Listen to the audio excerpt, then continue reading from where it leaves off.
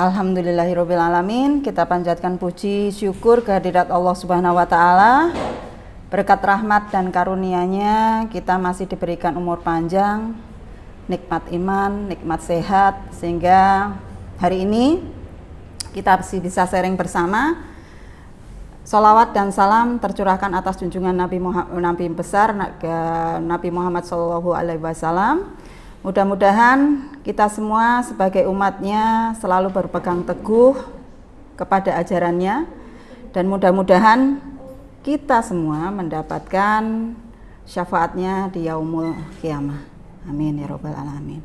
Oke, Bunda, mama-mama, ibu-ibu, hari ini kita sharing bersama tentang sudahkah ku didik anakku dengan benar. Oke. Banyak sekali ketika ada proses konseling bersama kami dari Anafa, khususnya dengan saya, banyak orang tua, terutama dari mama, mengatakan, "Bun, apakah aku ini ibu yang sudah gagal dalam mendidik anak-anakku? Bu, apakah aku ini ibu yang nggak bisa sempurna untuk menjadi seorang ibu bagi anak-anakku?" Ketika kata-kata itu terucap, jujur saya sebagai psikolog merasa sedih.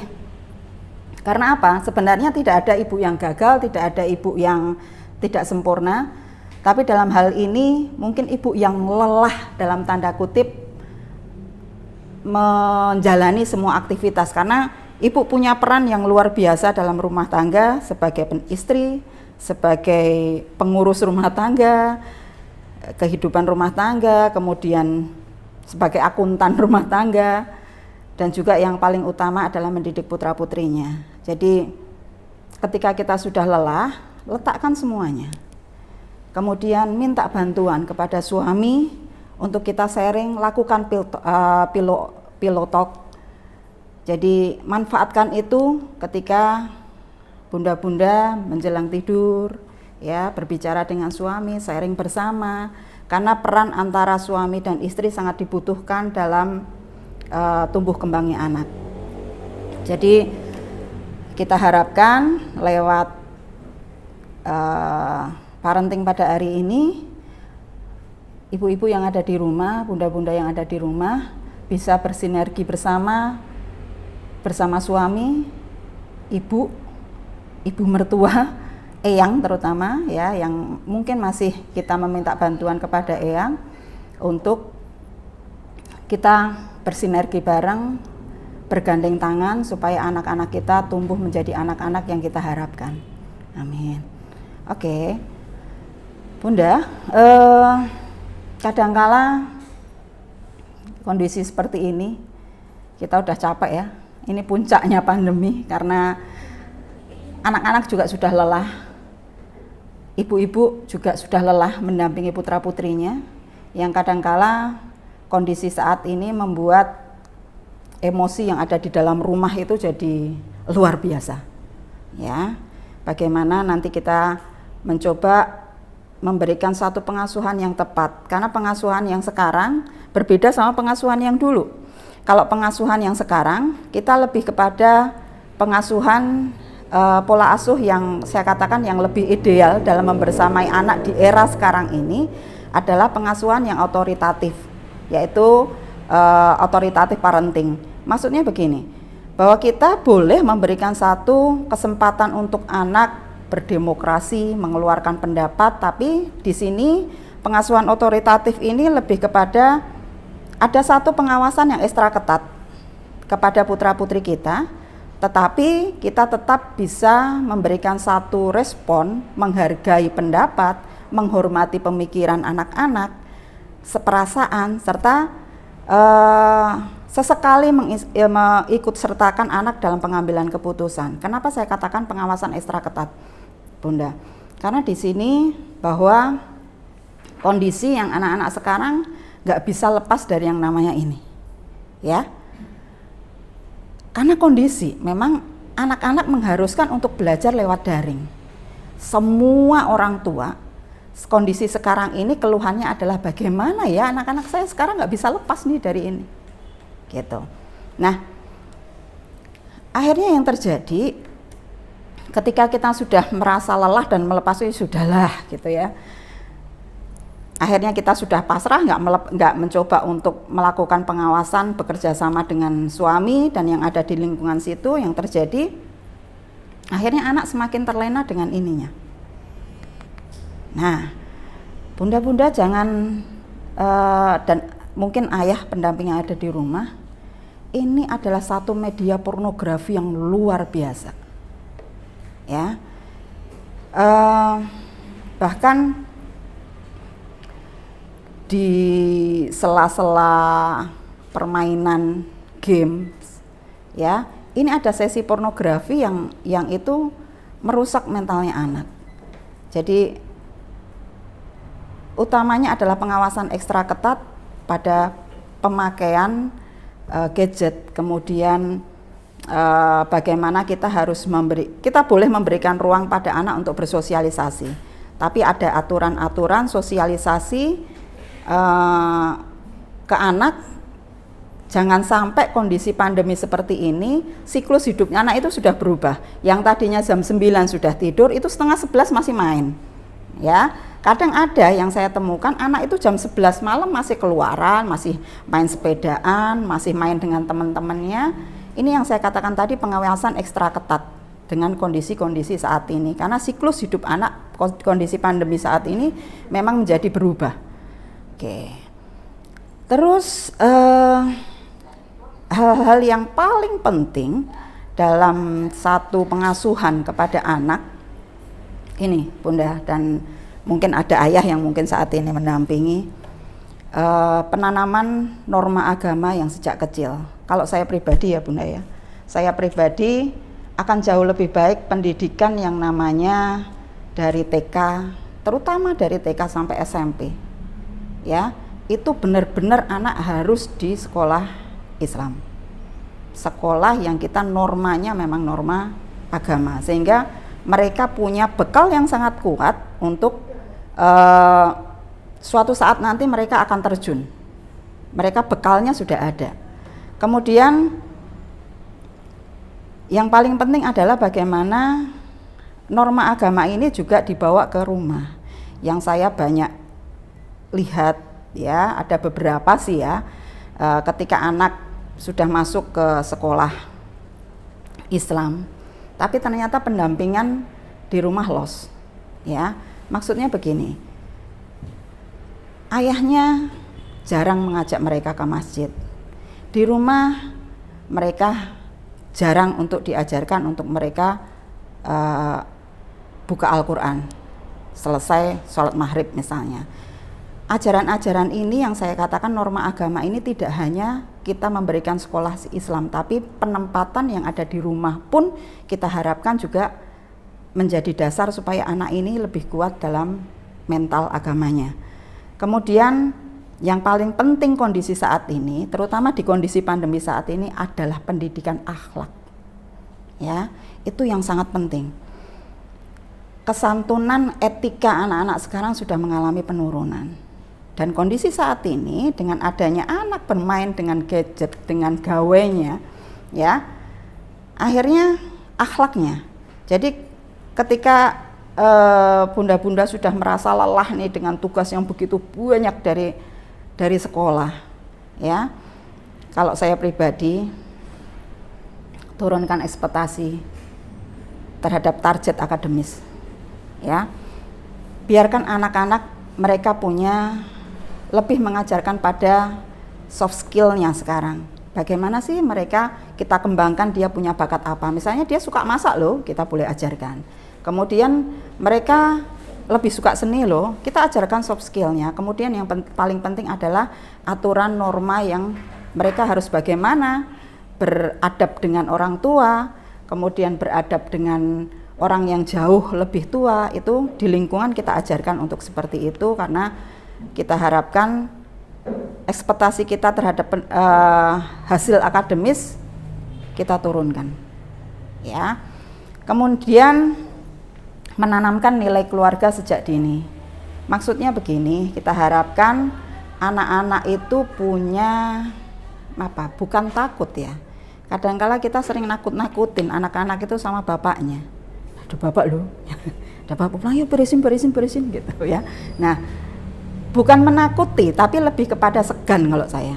Karena di dalam sebuah rumah tangga yang kita harapkan, anak ada segannya pada salah satu sosok yang paling penting siapa? Ayahnya. Ya, kalau ada alasan, ya gimana Bun?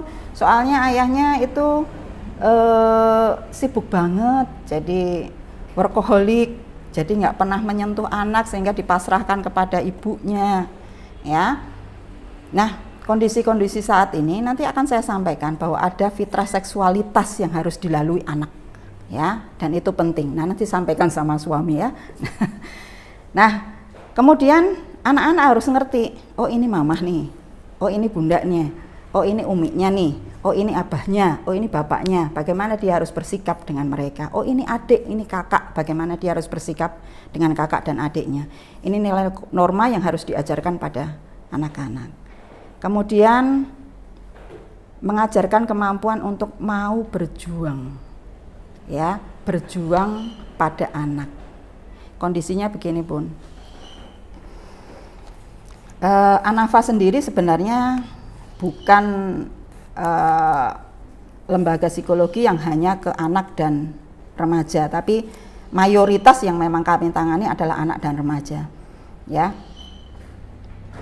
Yang kami temui adalah anak-anak yang ketika dia punya masalah akhirnya menyerah, tidak mau menyelesaikan, endingnya adalah mengalami gangguan psikologis, ya, entah stres, akhirnya mengarah depresi dan lain sebagainya. Nah, kalau sudah memang dia butuh obat, bukan ranahnya psikolog lagi untuk menangani. Nah, kadang kami prihatin dengan kondisi seperti ini. Masih anak-anak, masih remaja, tapi kondisi mentalnya untuk dia menangani persoalan ternyata tidak dididik dari sejak kecil. Persoalannya yang terjadi bahwa ini yang akan menjadi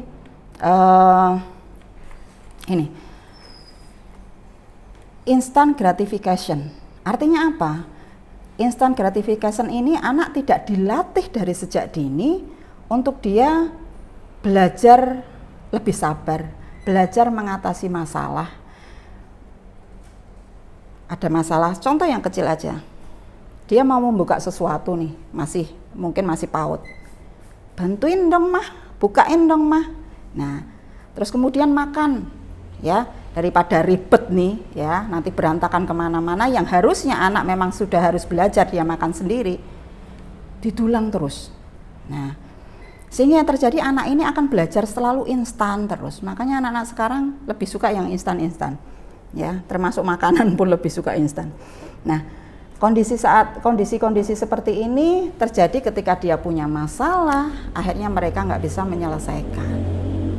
Nah, histeria tuh menjerit-jerit, ya, ketika ada masalah menjerit-jerit, lebay lah ya, terlalu lebay banget. Nah, terus ngerasa ini, aduh sakit banget ini sakit banget ini. Nah, atau mungkin ini kepalaku pusing, aku nggak mau sekolah nih. Nah, ternyata setelah ditelusuri, anak ini mungkin tidak menyelesaikan tugas, mungkin ada ulangan, mungkin pernah dibentak sama gurunya. Nah, kondisi-kondisi seperti ini yang membuat anak menjadi instant gratification.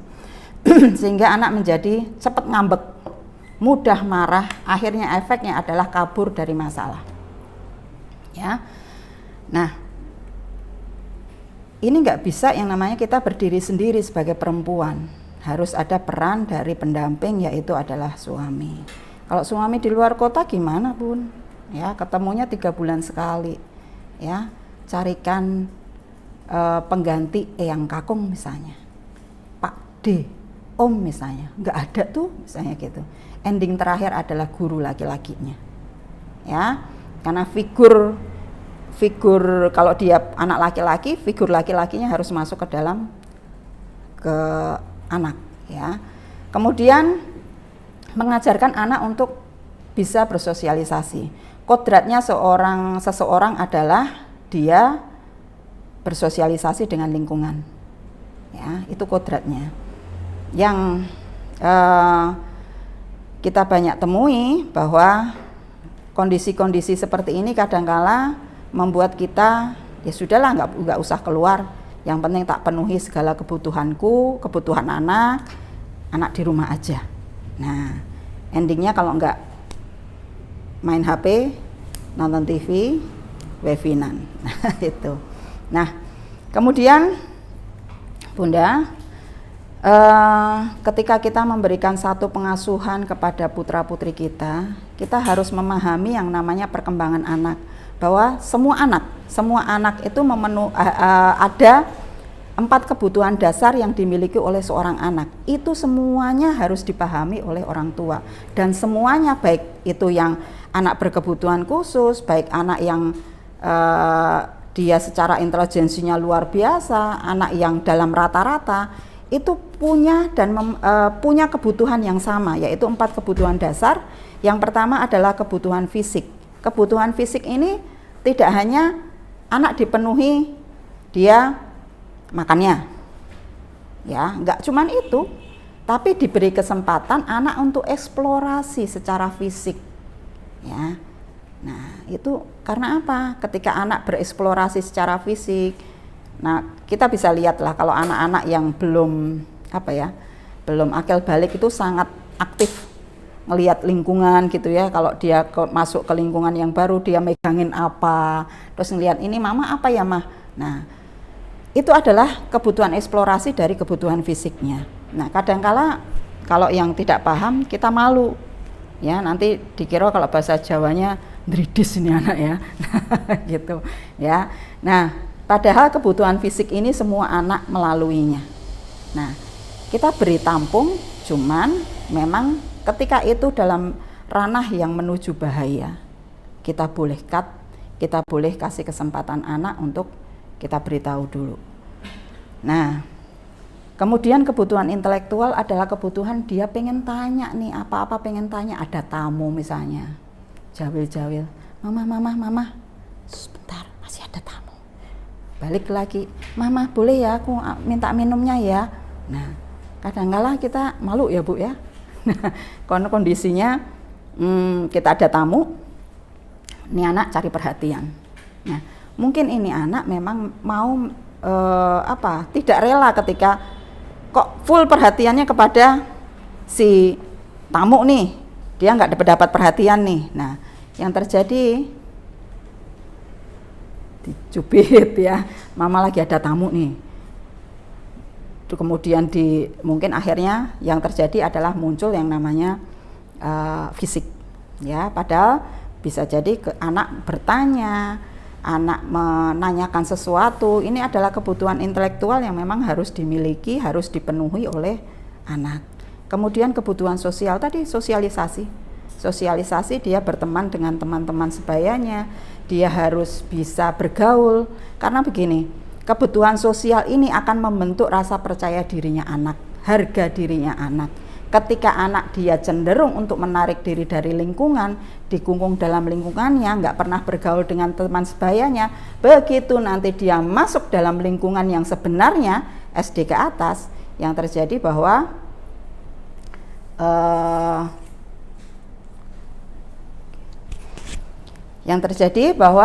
anak ini membuat dia nggak punya, memberikan harga diri untuk dirinya, rasa percaya dirinya tidak ada, sehingga yang terjadi ketika dia mau melakukan sesuatu serba ragu-ragu, minta bantuan orang tua.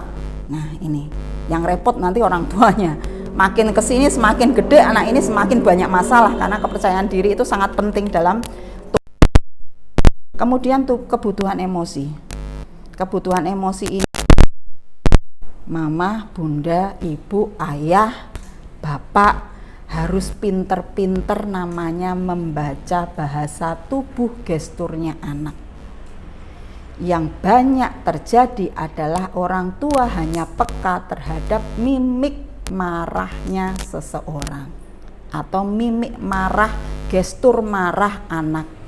Dan itu juga yang ditunjukkan kita sebagai orang tua, mimik marah ketika anak menanyakan sesuatu, meminta perhatian, sehingga anak kenalnya adalah mimik marah, gestur marah, itu yang akhirnya anak kenal. Sementara kita nggak pernah ajarkan bagaimana dia mimik yang pengen minta untuk dihargai, mimik yang pengen dia perasaan sedih. Nah, karena apa? Kita nggak peka dengan kondisi seperti itu. Jadi pinter-pinterlah kita membaca mimik wajah anak-anak. Dan kemudian, dan ini Bunda, saya sangat bisa memahami ketika ada seorang ibu bilang, Bu, semakin kesini anak saya suka berbohong loh, gitu loh. Semakin kesini semakin suka bohong, nggak mau jujur, kalau ini suka menyembunyikan masalah, kalau begini dia malah nyalakan orang lain. Tahapan bohong itu ada loh, ya. Jadi anak yang belum akil balik, dia tahapan bohongnya adalah memang tidak mau untuk dia dipersalahkan. Karena apa? Masa egosentrisme pada anak-anak yang belum akil balik ini besar. Sehingga dia merasa, ayolah lingkungan pahami aku dong, pahami kehendakku, pahami kemauanku. Sehingga dia kadang menyembunyikan, misalnya gini, dia ngerti ini barang, dia sembunyikan, ya. Nanti dia nuduh adiknya atau kakaknya, itu loh tadi adik loh yang nyembunyiin, padahal sebenarnya dia. Nah, itu karena apa? Masa egosentrisme yang terjadi pada anak ini masih besar. Nah, dan Mama, Bunda, tolonglah kita minimalkan kata bohong ketika kita ngomong sama anak, gitu ya. Karena kalau kita ngomong, kamu bohong ya? Ayo, nggak bohong nih, bohong lagi kalau sama Mama. Yang terjadi, alam bawah sadarnya merasa bahwa bohong terus, bohong beneran. Kalau saya sama anak saya begini Bun, ini sharing aja ya. Anak saya 3, 1 sudah remaja, satunya kelas 5, satunya masih mau SD, ya. Nah, yang biasanya yang spesial ini anak tengah. Anak tengah itu sukanya aneh-aneh ya. Itu biasanya anak tengah begitu. Tapi kalau anak tengah secara kestabilan emosi dia tertata, luar biasa anak tengah itu. Saya nggak ngapek-ngapek karena saya anak tengah ya. Anak tengah itu luar biasa, benar. Kalau emosinya stabil. Karena apa? Dia secara dari kecil sudah menempatkan untuk dia bisa memahami kakaknya, untuk dia memahami adiknya. Itu sudah dari kecil begitu loh, ditempa begitu. Nah, kalau dia tidak punya emosi yang stabil, ya, yang terjadi dia akan iri dengan kakaknya, dia akan iri dengan adiknya, dia punya emosi yang tidak stabil, labil terus. Tapi kalau kita didik dengan insya Allah dengan baik, pendampingan yang baik, ini akan jadi anak yang luar biasa, anak tengah itu. Nah, kembali lagi bahwa ketika anak-anak mengutarakan, dia menyembunyikan persoalan, dia menyembunyikan aktivitasnya yang menurut kita bohong, katakan saja, kalau saya sih begini, kakak, mamah itu dianugerahi Allah itu 2 mata, mata yang terlihat, ya, sama mata hati. Jadi mungkin kalau kakak melakukan satu kesalahan nggak jujur nih ya, mama nggak bisa ngelihat. Tapi ternyata Allah mengirimkan satu sinyal, dan itu di mata hatinya mamah ternyata bisa tahu. Makanya mamah tuh nggak bisa dibohongi. Makanya sekarang anak-anak saya begitu sudah kelihatan bagaimana gitu ya, dia sudah bilang, saya dudukkan, ayo mau ngomong yang jujur, ngomong bicara yang jujur. Ya, kita tekankan bicaranya begitu. Ayo bicara yang jujur, jangan mesti bohong nih. Nah, karena kalau kita ngomong mesti bohong nih, emosi kita yang naik dulu gitu ya. Ya. Tapi kalau kita usahakan, ayo jujur loh ya, apa yang kamu katakan harus jujur. Nah, itu sebenarnya hanya ini sih ya, pengalihan bahasa saja yang lebih halus sehingga anak bisa tidak merasa itu akan dibawa nanti sampai gede, bohong terus. Nah, kemudian selain itu bahwa kita harus bisa mensyukuri anak sebagai karunia terbesar, jelas bahwa ketika Allah sudah memberikan satu janin ke dalam kandungan kita, itu sudah hal yang luar biasa. Dan mama di usia 4 bulan, itulah masa terbentuknya karakter. Jadi ada, kenapa sih misalnya ada anak bermasalah nih, saya akan telusuri selama proses kehamilan bagaimana, karena itu akan menjadi dasar pembentukan persoalan. Kemudian mungkin ada tumbuh kembangnya yang terhambat, itu biasanya saya telusuri dulu proses kehamilan, terutama di 4 bulan ke atas ya.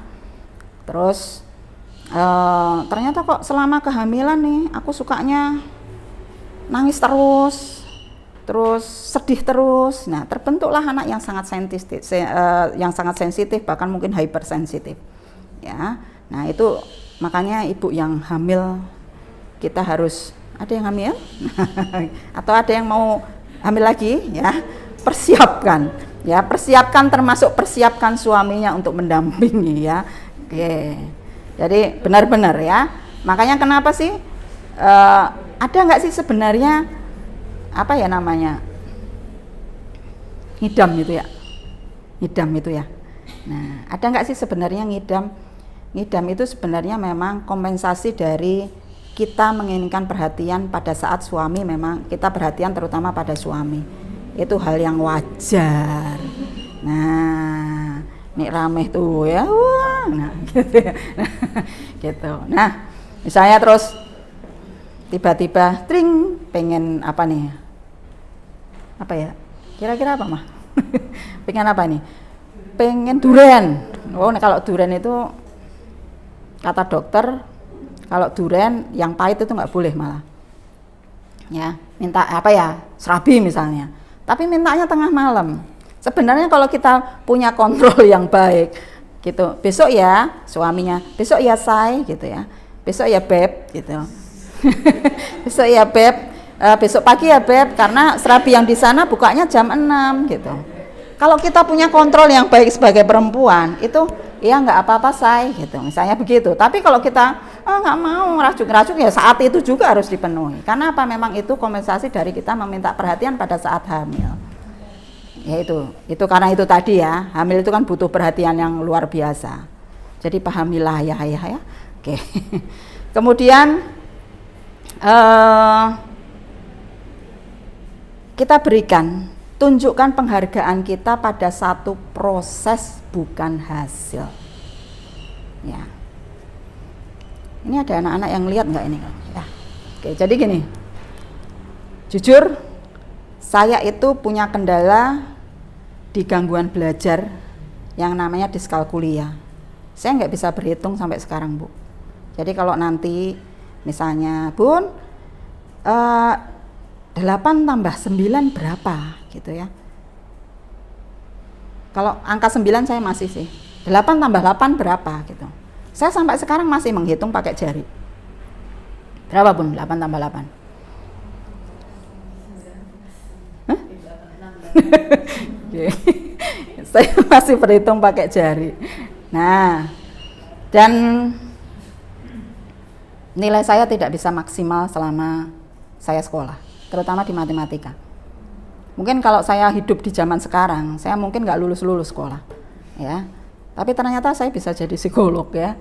Nah, dulu maunya psikolog nggak, sekolah psikolog maunya nggak ada matematika. Ternyata matematika ilmu dasar, dimanapun akan ditemui. Nah, saya pikir bahwa kita butuh proses dalam kita mencapai sesuatu, bukan hasilnya kok. Ya, yang penting kita proses, dihargai dulu, ya, itu penghargaan yang luar biasa. Nah, dari anak, mungkin kalau anak-anak yang masih preschool pun, kalau sekolah zaman dulu masih sekolah, dia dijemput ya, terus bilang, bunda ini lihat nih aku dicap nih ininya. Nah, kalau kita berorientasi pada hasil dalam hati atau bahkan diucapkan, halah, cap begini aja mama juga bisa tuh ngecap. Nah, tapi bukan itu. Proses anak mau sekolah, mau dia berusaha, belajar dari pagi, mungkin kalau anak-anak yang SD itu sudah full day, anak-anak yang SMP, yang SMA itu sudah full day, itu prosesnya. Anak lelah loh Bun, anak tuh lelah. Nah, ketika dia melakukan satu proses untuk menuju hasilnya, itu prosesnya yang kita hargai. Nah, kemudian yang paling penting adalah kenali minat bakatnya anak. minat bakat itu banyak Bun. Jadi orientasi kita kalau minat bakat itu kalau bisa ya di matnya, di fisika, di kimia gitu. Padahal ada minat bakat yang lain loh ya, ada kecerdasan yang lain. Ketika ada anak-anak nih, mamahnya udah lelah, pulang dari sini capek gitu. Ini anak menyambut, "Mama kenapa? Capek ya, tak pijiti ya." Nah, kadangkala kita nggak berpikir bahwa itu satu kecerdasan yang tidak semua anak memilikinya. Itu namanya kecerdasan interpersonal. Ya, itu yang kadangkala kita nggak pahami. Tapi ternyata dalam hasil akademisnya, dia selalu jadi juru kunci di bawah. Nah, gitu. Tapi anak ini sangat peka ketika mamahnya sakit, merasa lelah, dia bikinkan teh, dia pijiti, "Mama tak pijiti ya."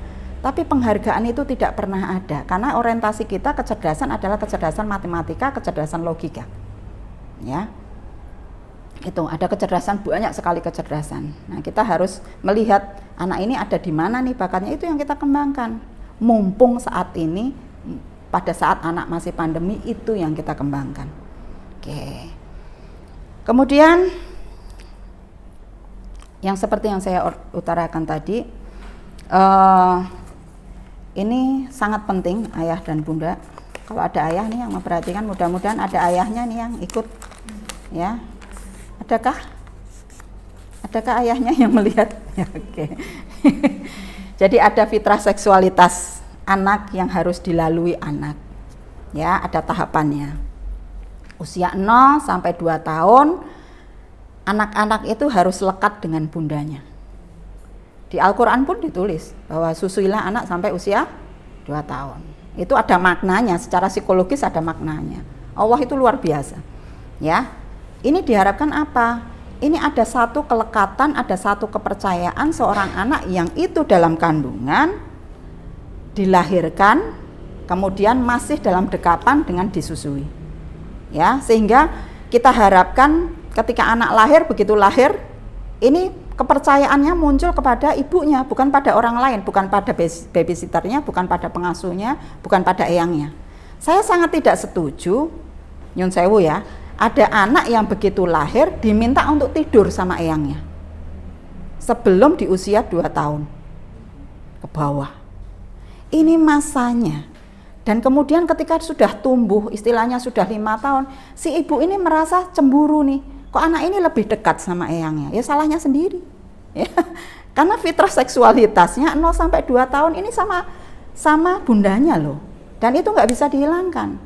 Karena apa? Kelekatan itu yang harus dibangun dulu, sehingga kepercayaan utamanya adalah ke ibunya. Nah, kemudian di usia 3 sampai 6 tahun, anak harus dekat dengan kedua orang tuanya. Yang sering kali salah, usia ini kan usia preschool ya, 3 sampai 6 tahun ini usia prasekolah. Yang sering kita mungkin lalai karena menganggapnya masih kecil, masih TK, ya udahlah, didekap sama mamahnya terus, peran ayahnya terabaikan. Nah, padahal ini nanti akan ada lintas gender yang akan dilalui oleh seorang anak. Nah, masa ini harusnya adalah lekat dengan dua-duanya. Nah, kemudian di usia ini harusnya mulai yang namanya figur ayah, figur ibu itu masuk ke dalam dirinya anak. Oh iya, aku punya ayah, aku punya ibu. Harusnya begitu. Tapi yang terjadi kadangkala ayahnya lepas pada usia preschool ini, menganggapnya isih cilik, sama mama aja, sama ibu aja, sama bunda aja. Ya. Nah, begitu juga dengan bundanya. Ya, udahlah sama mama aja gitu. Bapak masih kerja, bapak masih sibuk.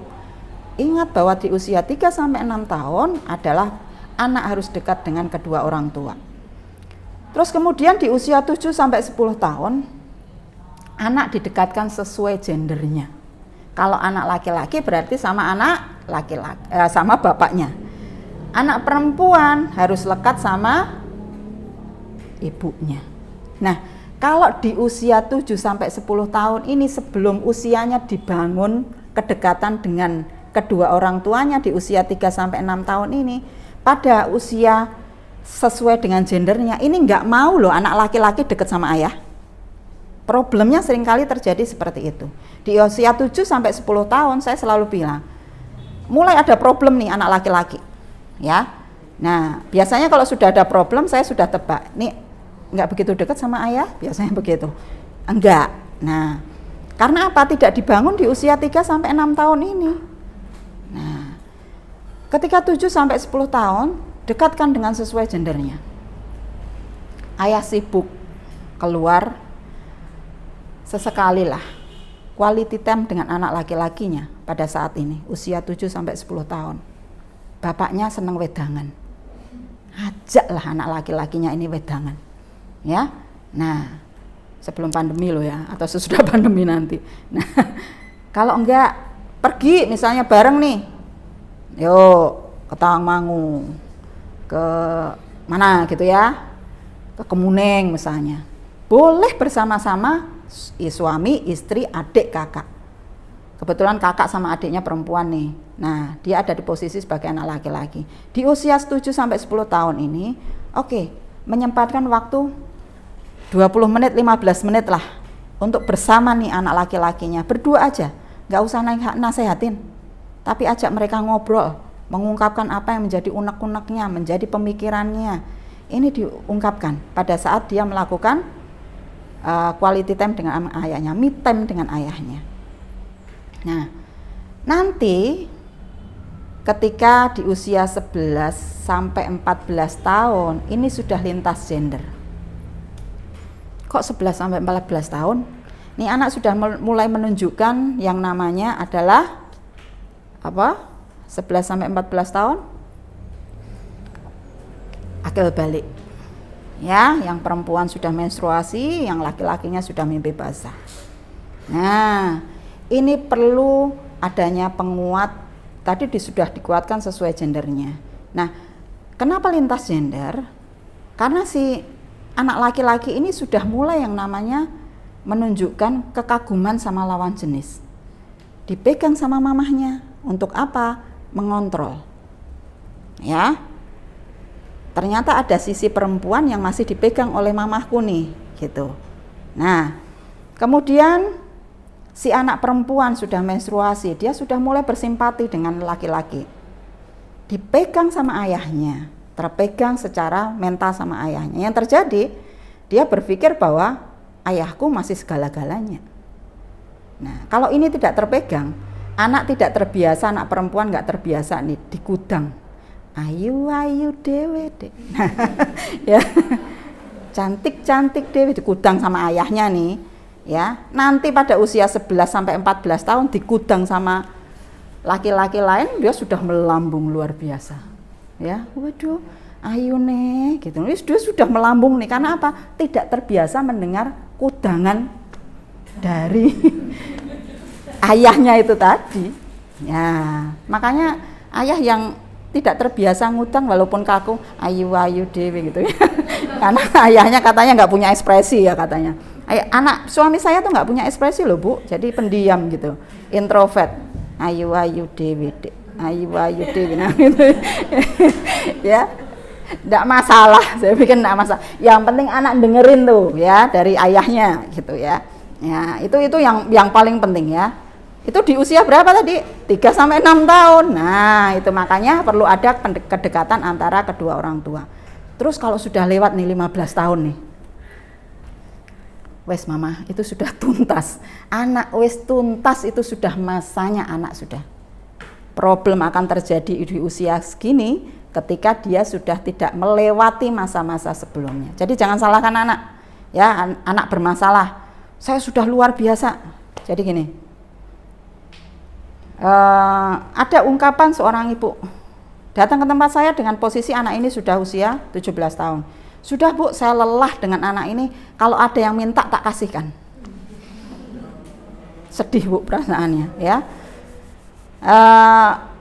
Ketika itu terucap dari mulut seorang ibu, wah itu luar biasa sekali.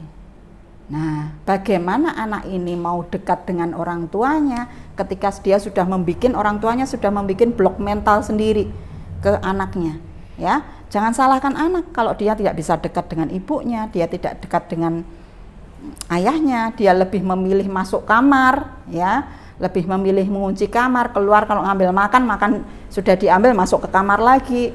Nah, ini hal-hal seperti ini yang kita nggak bisa salahkan anak sepenuhnya. Nah, kemudian paham ya Mah ya, Bun, tentang fitrah seksualitas tadi. Nah, terus ibu, ayah, mudah-mudahan ada. Kalau parenting itu seharusnya ada ayahnya.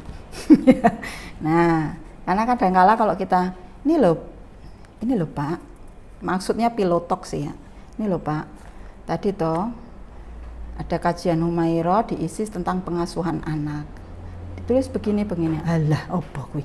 Nah, ya, karena suami nggak percaya, makanya direkam tadi ya. Nah, hal-hal seperti itu, makanya saya pernah satu kali di Solo ada kelas parenting khusus dengan ayah. Dan alhamdulillah yang datang banyak loh. Ya, itu alhamdulillah itu luar biasa, berarti ketertarikan ayah terhadap parenting untuk anak itu luar biasa. Nah, terus kemudian Ibu, nah, ada peran yang harus dilalui orang tua dalam mengasuh putra-putrinya. Jadi 4 peran di sini itu tidak hanya menjadi penegak disiplin saja, tapi yang paling penting utamanya adalah sebagai pembimbing. Ya, dalam saat ini, kondisi saat ini itu paling berat, paling besar pengaruhnya pembimbingan kita terhadap putra-putri kita kondisinya. Karena kita nggak hanya membimbing dalam hal untuk pelajaran, tapi membimbing juga membimbing emosinya, ya, supaya emosinya lebih stabil, lebih tertata, ya. Nah, kemudian sebagai teman, ya, anak-anak sangat senang ketika dia akan sangat dekat ketika ayah ibunya itu memerankan teman untuk anak-anak, ya. Teman di sini adalah tetap ada batasan ya Bu ya. Nah, kadangkala karena kita sendiri sudah memberikan satu ketakutan anak kepada ayah. Nah, yang terjadi ketika dia sudah lekat, sudah ketemu gitu ya sama ayahnya, yang terjadi adalah rasa ketakutan, bukan rasa segan. Nah, terus kemudian kadangkala kita lupa kondisi saat ini terutama tidak memasukkan namanya unsur sense of humor dalam pengasuhan. Jadi rumah itu isinya mau tegang aja ya, bentakan aja, marah aja. Jadi sak rumah begitu kita masuk itu auranya nggak enak banget nih, karena memang isinya mau tegang tok gitu loh. Kita lupa memasukkan sense of humor. Ayah lupa untuk suka nguyel-nguyel anak-anaknya, ya. Nah, makanya saya bilang cobalah ayah mencoba untuk memerankan menguyel-nguyel ya anak-anaknya. Ibu juga ya, sesibuk apapun untuk ibu-ibu masak, ibu-ibu mengatur rumah tangga, menjadi akuntan di rumah tangganya, punya peran untuk menjadi teman curhatnya anak-anak ya. Nah kalau anak-anak curhat Bun, hati-hati, jangan langsung disanggah. Ini bibir perempuan ini kan luar biasa. Lagi ngobrol gitu rasanya pengen gitu ya. Nah, tahan dulu ya, tuntaskan sampai anak ngobrol. Anak baru bilang, tadi Ma, aku tuh dapat tugas mesti ra ngerjake, mesti ya. Ya, anak sudah takut dulu. Nah, yang kita kan coba ngomong dulu gitu ya. Dengerin dulu lah. Ya, oh nggak bisa Bu, namanya perempuan itu kalau ngomong rasanya nggak puas banget. Nah gitu, ngomong panjang diulang-ulang, itu kodratnya perempuan memang begitu Bu ya. Jadi kadang akhirnya menjadikan seorang anak itu mesti dalam hati sudah mesti ngomong gitu lagi, mesti, karena sudah hafal, karena yang diulang ya itu terus ya. Nah itu, nah contoh lah Bu, kalau kita bangunin anak bangun tidur nih, ya, kita mesti kalau sudah sekali bangun yuk sholat subuh, sekali. Sudah tenang, masih tenang itu ya. 2 kali. Sholat subuh. 3 kalinya apa? Ya Allah. Sholat subuh ini sudah rentetannya panjang. Sudah tak bangunin dari tadi loh. Panjang. Sehingga ya terjadi namanya anak terus akhirnya bangun itu seharusnya dalam kondisi fresh, nyaman dan lain sebagainya. Tapi kalau ayah biasanya soprannya langsung naik. Bangun. Yuk, bangun loh. Itu hebatnya. Hebatnya ya itu tadi. Makanya kalau kita sudah capek, Bu, sudah lelah, sudahlah pasrahkan sama ayahnya. Ya. Nah, itu. Makanya harus ada kolaborasi yang optimal. Nah, terus menjadi guru. Guru itu dalam kondisi seperti ini memang kita dipaksa jadi guru. Nah, contoh saya, wis nggak ngerti matematika, kon ngajari matematika. Akhirnya yang terjadi apa? Daripada saya stres sendiri, carikan teman belajar. Ya, saya katakan teman belajar, Bu. Karena kalau saya ngomong, "Kuwi lho, guru les mudah, datang, ayo belajar," gitu. Anak sudah kondisi saat ini, belajar. Ya, itu loh, Kak, Mas ini udah datang, ayo. Tugasnya belum selesai dikerjakan, terutama tadi matematika karena mama nggak bisa ngajarin. Ya, saya tahu, saya beritahu ke anak-anak bahwa memang mamahnya itu lemah di matematika. Kemudian sebagai penegak disiplin. Nah, penegak disiplin kita harapkan jangan menjadi polisi ya, Bun ya. Apa-apa. Yo. Tuh, dibersihkan. Itu belum selesai makan loh. Ya, dah. Tuh, bajunya. Nah, apa-apa sudah dipantau terus. Ini anak sudah capek, Bu. Jadi yang terjadi dia sudah aduh lah. Ya, papa sedikit. Jadi kalau anak akhirnya yang terjadi apa? Mau melakukan sesuatu jadi takut, nggak percaya diri. Nah, akhirnya kalau kondisi seperti ini, kemudian akhirnya yang terjadi adalah fisik. Kekerasan verbal. Makanya hati-hati, Bu. Ibu itu kalau ngomong itu apa ya? Ajaib. Makanya kontrolnya hati-hati, verbalnya, kemudian juga fisiknya. Nah, kekerasan fisik, kekerasan verbal itu kita minimalkan lah. Bukannya tidak boleh, ya, kekerasan fisik bukannya tidak boleh. Kalau saya bukan kekerasan fisik ya. Ada tahapan, Bu, berarti nggak boleh dong. Kalau kita misalnya nyeplek anak, terus kemudian memegang keras anak gitu. Ada tahapannya yang harus dilaluinya. Nggak harus langsung begitu plek gitu, apa-apa langsung plek gitu. Ya. Nah, yang terjadi nanti kita punya hutang pengasuhan terhadap anak. Karena apa? Anak akan punya luka batin semasa dia mendapatkan pengasuhan dari ayah dan ibunya. Luka batin itu nggak segampang untuk udah dikasih obat. Oh, gampang lah. Nanti dibawa ke Anafa aja di hipnoterapi. Oh, tidak segampang itu, ya. Karena apa? Membuat luka batin untuk dia mengikhlaskan semuanya, memaafkan semuanya itu butuh keikhlasan yang luar biasa, butuh waktu yang tidak sebentar.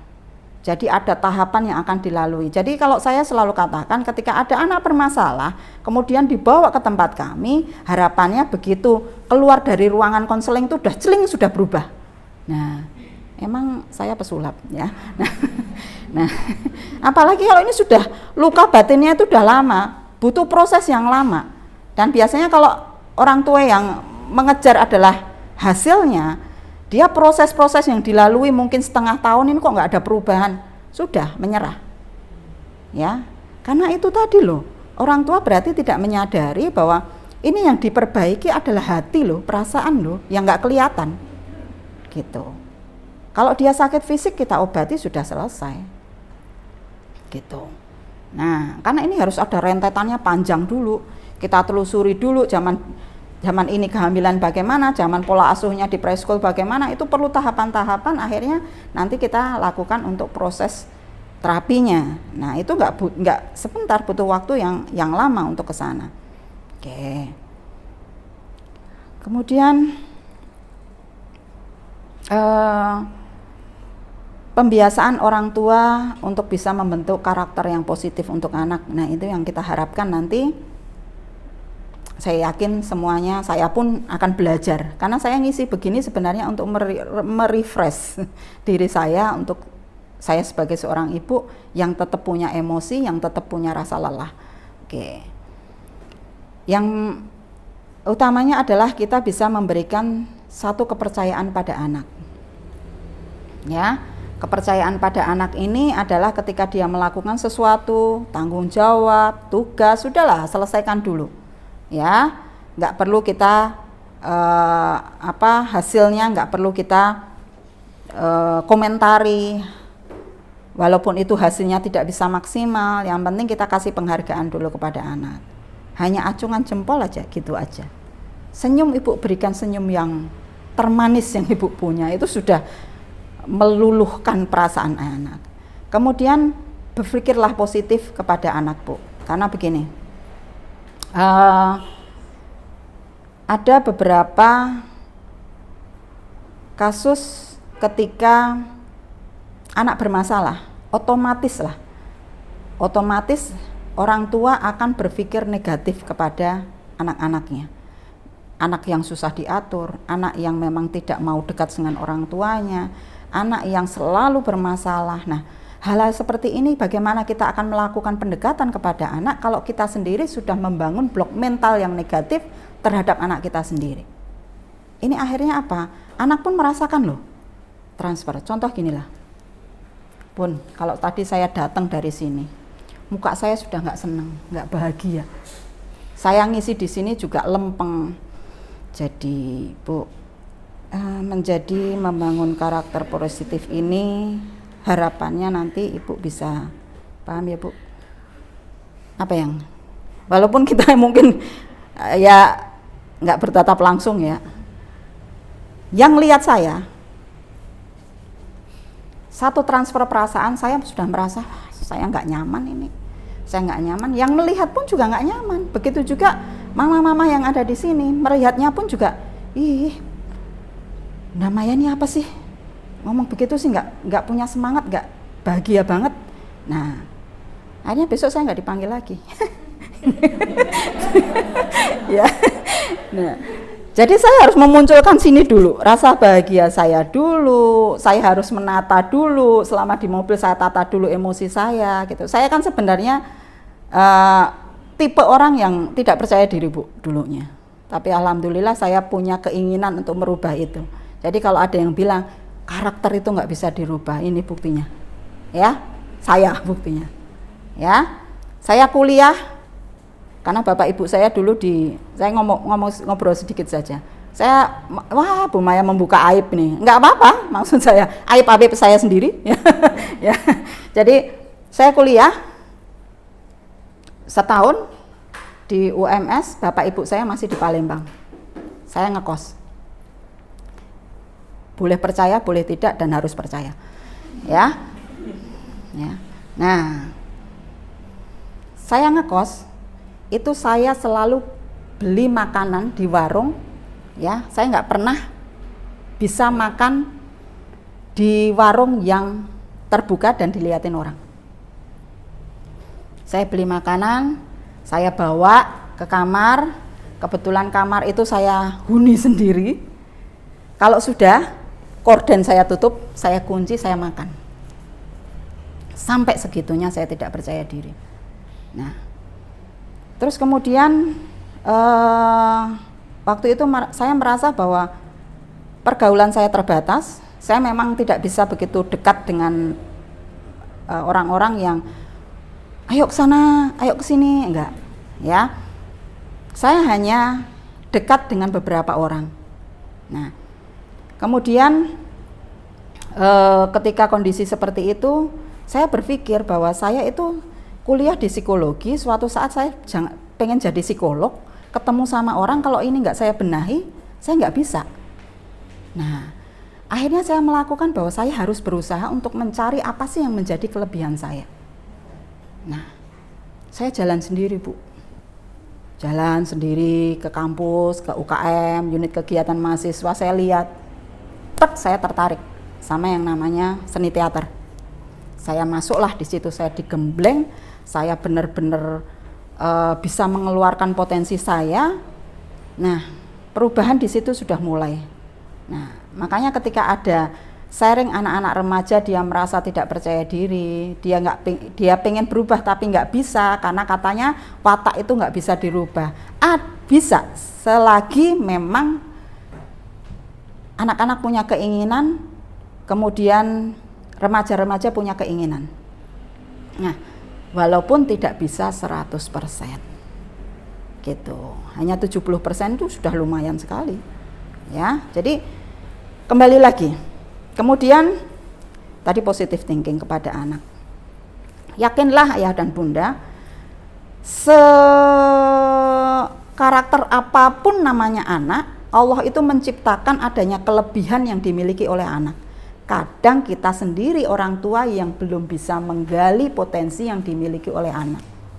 Itu. Potensinya apa? Nah, karena kita masih orientasinya masih itu tadi, akademis. Kemudian masih orientasinya adalah orientasi yang memang bersifat untuk pelajaran. Tapi ada hal-hal yang lain yang kita perlu kita sentuh dan kita lihat, kita amati, gitu loh. Jadi kalau mau melihat minat bakat, sebenarnya nggak perlu namanya tes. Kita lihat aja. Yang kita lihat, sebenarnya tes psikologi itu, tes minat bakat itu hanya sebagai pendukung kalau kita sendiri, orang tua sudah bisa membaca bakat-bakatnya anak. Kemudian pembiasaan orang tua dalam membentuk karakter positif adalah disiplin yang konsisten. Maksudnya begini, yang kita ucapkan itulah yang harus konsisten kita juga berikan aturan kepada anak-anak. Terus kemudian antara suami, istri, eyang itu juga harus konsisten, gitu ya. Kemudian bentuklah memberikan reward dan punishment yang sehat. Ya, saya sangat tidak setuju ketika ada anak yang bermasalah kemudian dikunci dari kamar mandi, dikunci dari luar. Secara tidak disadari, orang tua membentuk satu traumatis tersendiri dan akhirnya anak bisa menjadi fobia terhadap ruang tertutup, fobia terhadap ruang sempit dan lain sebagainya. Jadi kalau mau ngurung di kamar mandi ya sama ibunya. Oh, itu benar. Ayo kamar mandi bareng gitu ya. Dikunci. Nah, kalau sempit ya, kalau saya bilang gini, boleh nggak dikurung? Boleh, silakan, tapi asalkan dengan orang tuanya. Gitu. Masuk ke kamar misalnya dikunci, udah kuncinya diambil, ibu ada di sana atau ayahnya ada di sana, kunci diambil, biarkan anak bersama ibunya di ruangan itu, diamkan untuk anak mengekspresikan diri. Ketika anak mau marah, kasih prolog, silahkan kalau mau marah dulu enggak apa-apa. Wah, Bu, marahnya tantrum, Bu. Wah, luar biasa gitu. Ya. Nah, biarkan dulu lah 3 menit. Nah, terlalu lama, Bu, 3 menit. Nanti kepancing nih emosinya ya. Nah, wis lah mundur 1 menit. Nah, tapi kita prolog dulu. Oke, silahkan kakak mau marah dulu, silahkan. Yuk masuk kamar sama mama. Nah, itu ya. Jangan dikunci dari luar. Kemudian pembiasaan, saya yakin sudah sangat paham, sudah sangat familiar dengan kata terima kasih, tolong dan maaf. Ya, yang paling sulit adalah maaf. Nah, itu paling sulit itu kita ucapkan ketika kadang-kala namanya ibu ya Bu ya, kalau kita sudah melakukan kesalahan, terus anak tertidur malam hari, kita pandangi, ya Allah, aku salah sama kamu, besok diulang lagi. Ya, nah itu luluhnya ibu itu ngelihat muka polosnya anak lagi tidur, kita pandangi gitu, ya Allah, kok tadi tak begini kan, minta maaf ya, tapi minta maafnya pada saat anak sudah tidur nyenyak. Itu persoalannya, ya. Nah, itu ya. Kemudian cobalah menyempatkan waktu seperti iklan teh, gitu. Ya. Dijawab sendiri yang dit itu tadi. Itu ada kata-kata luangkan waktu 10 menit, itu benar. Secara psikologis itu ada bahwa memang kita meluangkan waktu 10 menit untuk memberikan pertanyaan terbuka kepada anak. Ya, tuh. Biar anak apa? Terbiasa. Karena apa? Dengan kurikulum 13 ini, Kurtilas ini, itu yang dipelajari adalah logika berpikir, penalaran, Bu. Kalau kita nggak membiasakan diri, yang terjadi anak-anak akan terbiasa untuk mengambil keputusannya dari orang tuanya. Kemudian jangan lupa selalu memberikan sentuhan-sentuhan fisik. Nah, sekarang saya tanya nih, mama-mama yang ada di sini, kalau di elus-elus suami, rasanya piye? Oh biasa. Dipeluk sama suaminya, dielus kepalanya, rasanya apa sih? Nyaman? Ayem. Oke. Itu jawaban yang benar. Oke. Nah, begitu juga wong kita saja diberikan elusan sama suami saja nyaman ya Bu ya? Apalagi kalau itu anak. Nah, itu loh yang saya maksudkan. Jadi sentuhan-sentuhan fisik ini tidak memandang yang namanya anak ini udah gede loh, sudah kuliah loh, sudah SMA loh, tingginya udah di atas saya. Nah, sesekali aja sentuh. Nah, karena kalau sudah SMA, anak ini diuyel-uyel, dipeluk itu jarang, sudah ada yang masih mau, itu jarang sekali. Ya, elus saja, elus kepalanya. Nah, itu ya. Kemudian berikan, jadi gini, kadangkala ada, bukan kadangkala sih, seringkali anak-anak sama adik kakak itu muncul berantem, ya. Sebenarnya berantemnya biasa persoalannya, rebutan mainan, rebutan remote TV, ya. Terus apalagi, Bun? Nah, apalagi itu? Ayel-ayelan. Yang membuat kondisi ini semakin naik adalah sisi reaktifnya dari orang tua. Ya apa ya? Nah, itu yang akan memperuncing reaktif spontan dari seorang perdebatan yang terjadi pada anak-anak. Selagi itu nggak pakai alat lah, nggak pakai pukul-pukulan, nggak pakai itu, kita mencoba untuk kita jangan masuk dulu. Karena apa? Ini proses pembelajaran anak tentang problem solving. Ya, ayal-ayalan, ya enggak, begini, ya enggak, ini begini. Itu adalah kemampuan bahasa yang akan dilatih. Dengerin aja, oh ternyata kalau kita mencoba, oh ternyata adiknya ini ngayalnya luar biasa, tetapi dia punya satu problem solving yang bagus nih. Nah, itu jadi kita inikan dulu, jangan masuk dulu, kita lihat dulu kondisinya. Ketika ada perdebatan, kita dengerin dulu aja. Oh begini. Oke. Nah, kalau dia sudah pakai alat, baru kita mencoba untuk mengontrol kondisi situasi yang terjadi. Oke. Kemudian 10.45, ya, saya sampai jam 10.45. Oke.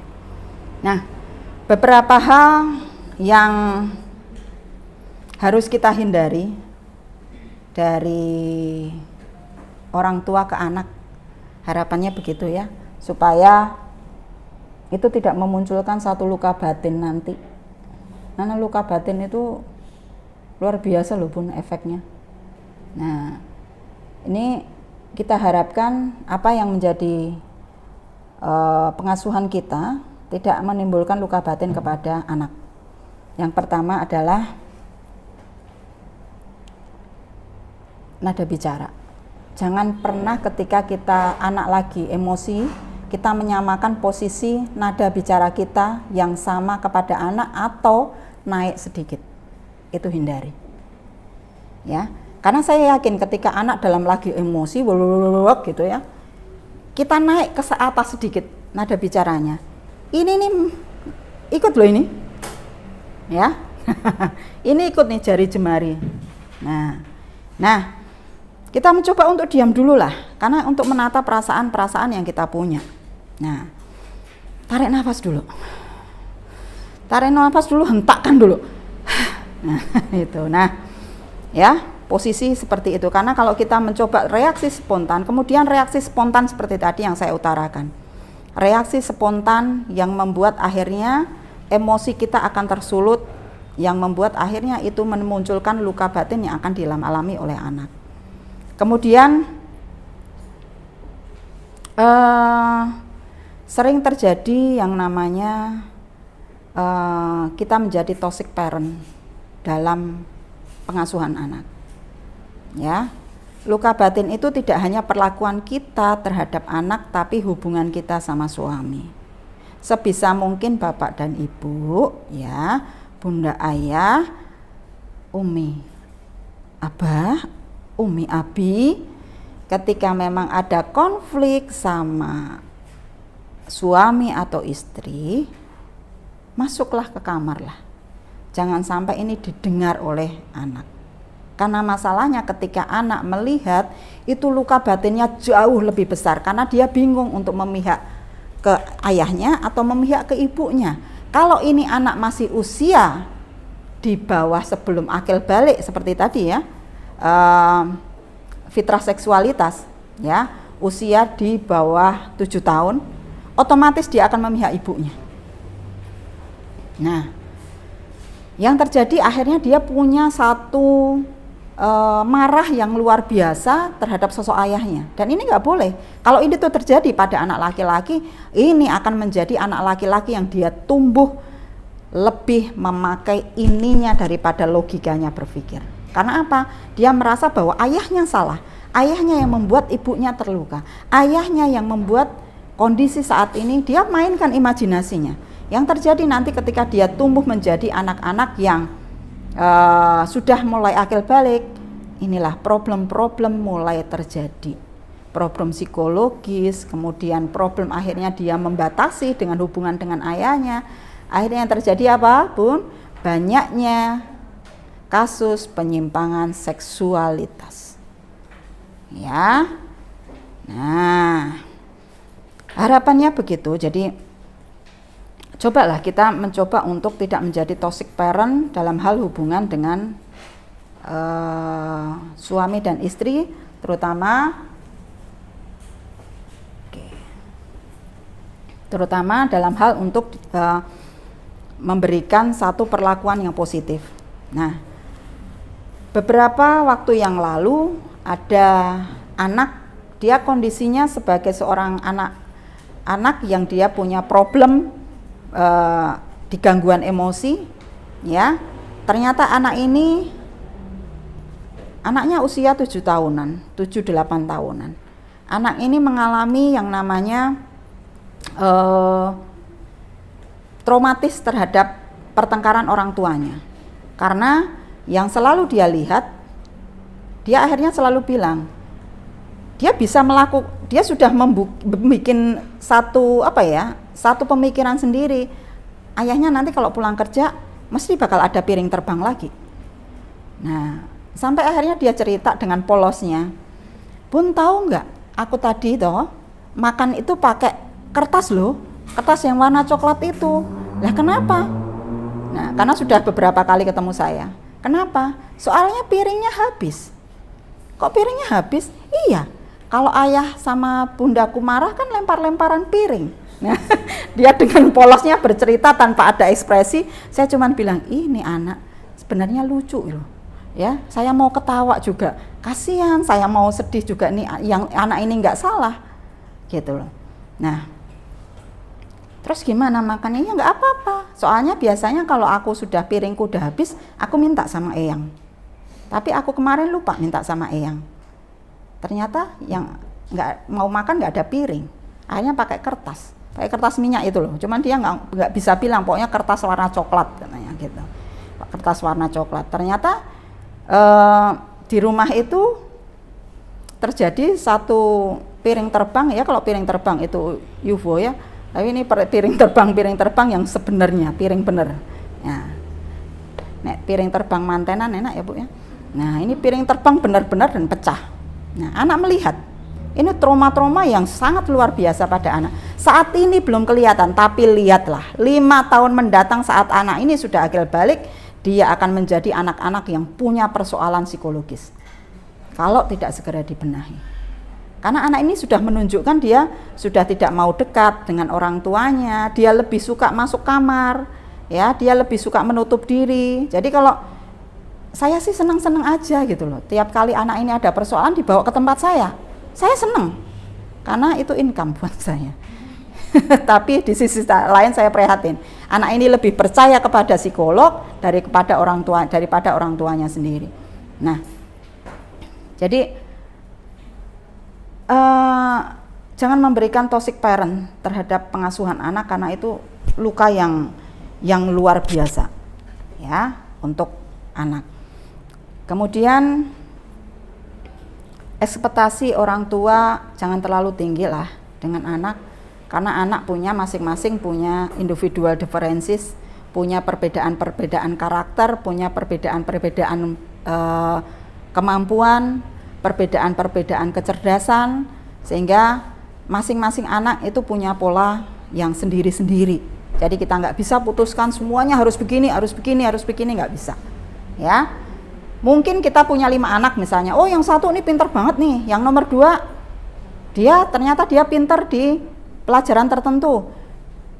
Terus kemudian yang nomor 3 dia pinter di hafalannya. Nah, yang terakhir ini dia nggak menunjukkan secara akademis, nggak menunjukkan apa-apa, tapi ternyata anak ini punya kelebihan untuk dia peka terhadap lingkungan. Jadi sama anak-anak gitu, sama anak-anak di bawah usianya itu gemati banget.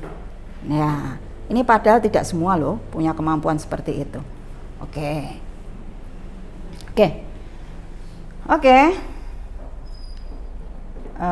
Mama, Bunda, untuk materi mungkin itu yang bisa kami sampaikan. Mudah-mudahan dari yang sedikit ini bisa bermanfaat untuk semuanya. Kita masuk ke tanya jawab. Ini sudah ada yang masuk dari, nggak usah disebutkan ya Bun namanya, nggak usah ya. Oke, pertanyaannya, bagaimana membangun kedekatan anak baru lahir dengan ayah bundanya, karena bundanya harus menjalankan tugas negara yang harus meninggalkan bayi 2 bulan dan diasuh eyangnya, dan baru bisa bertemu paling dekat 6 bulan sekali. Oke.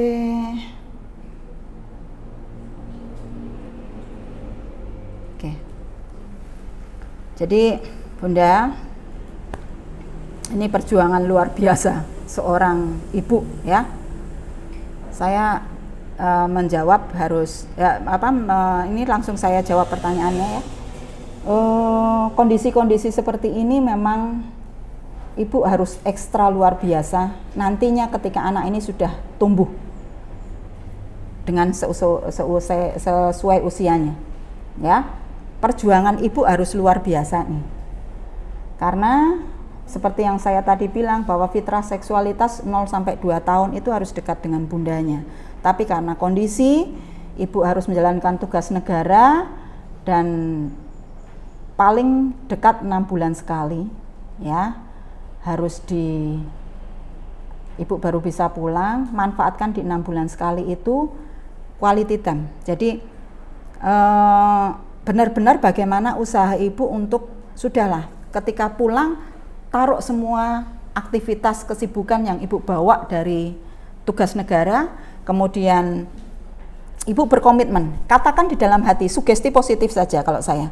Begitu nanti ibu ada jadwal pulang, sugesti positif ke dalam diri, bismillahirrahmanirrahim, aku akan pulang dan akan mendekatkan hatiku kepada anakku. Sudah itu. Dan itu yang pertama. Yang kedua, mohon ibu jangan pernah menyalahkan eyangnya dalam kondisi apapun. Ketika nanti anak ini tumbuh dan berkembang, ada sikap yang mungkin tidak sesuai dengan harapannya ayah dan bunda, jangan pernah menyalahkan ayangnya, karena ayangnya luar biasa punya punya peran yang luar biasa. Saya bilang luar biasa, begitu seharusnya pada usia seperti ini sudah meletakkan semua aktivitasnya, beliau masih mau mendampingi. Dan satu lagi buat ibu-ibu yang lain, ketika memang mau memutuskan untuk menitipkan anak sama eyangnya, tolonglah kita punya sisi empati untuk ada pengasuh pendampingnya. Jangan plung sama eyangnya. Eyang itu sudah capek, ya. Jadi berikan pengasuhnya yang itu masih dipantau. Jadi intinya eyang di sini hanya memantau perkembangan anak-anaknya. Ya, itu Bunda nanti tolong quality time-nya tingkatkan. Terus saya kan nggak mungkin akan melakukan ini di sini ya. Jadi nanti ibu bisa, kalau anak sudah mulai di usia 3 tahun, kalau ibu posisi memang di Solo, ibu bisa ketemukan anak dengan saya. Kita akan bantu ibu untuk melakukan terapi pribadi ibu dengan anak untuk membangun hubungan yang baik itu tadi. Ya, itu. Kemudian kalau ayahnya lebih banyak kerja di luar kota gimana? Nggak ada salahnya ya kerja di luar kota. Yang penting adalah kualitasnya. Nah, nggak ada masalahnya kok. Tadi saya ungkapkan bahwa kalau ayah hanya ketemu 6 bulan sekali, nggak masalah. Yang penting adalah kualitasnya. Dan ketika ayah memang pas ada di luar kota, ada penggantinya. Penggantinya itu siapa? Eyang kakung bisa, Pak D bisa, Om bisa. Atau kalau dia punya kakak laki-laki yang sudah mulai remaja, itu bisa digantikan sementara. Ya. Cuman di sini gantikan sementara, jangan sampai terlena nih si ayah. Udahlah, udah ada gantinya nih. Aku pulang udah ada Eyang kakung, aku pulang sudah ada Pak D nih. Jangan begitu. Ya. Yang penting adalah kualitas ketemuannya. Ya, jadi ketika pas posisinya memang pulang, luangkan waktu. Ibu nggak usah ikut ketika ayah mengajak untuk pergi berdua dengan si anak nih. Misalnya punya anak 5, berarti otomatis dijadwal sendiri-sendiri, 1 jam dengan anak pertama, 1 jam dengan anak kedua, harus begitu. Bagaimana lagi, itu komitmen kok. Oke, Bunda, bagaimana cara memperbaiki pola asuh yang pernah salah pada masa lalu? Step-stepnya bagaimana? Yang pertama, ibu lakukan maaf dengan tulus kepada anak-anak. Itu yang pertama. Terutama adalah pada saat menjelang tidur malam sambil melakukan sentuhan fisik. Nah, jadi melakukan hypnosleep sendiri. Ya, dengan cara adalah mencoba untuk membangunkan posisi anak dalam gelombang alfa untuk kita meminta maaf. Posisi tidur itu memang kita usahakan anak dalam kondisi yang rileks, yang tidak ada media apapun. Mungkin kalau hanya rengang-rengang sih nggak apa-apa, cuman kalau visual jangan sampai. Nah, kita sambil sentuh nih tangan anak, ya, mijit. Ya, itu tetap harus ada sentuhan ini, kulit ini ke fisiknya anak, ya. Dan itu nggak boleh dilakukan rame-rame. Soalnya anaknya 10 nih, 10 gitu, nggak bisa, ya. Harus satu-satu, fokus kita satu-satu. Kita elus dulu. Yang pertama adalah kita minta maaf, ya. Minta maaf ya Kak.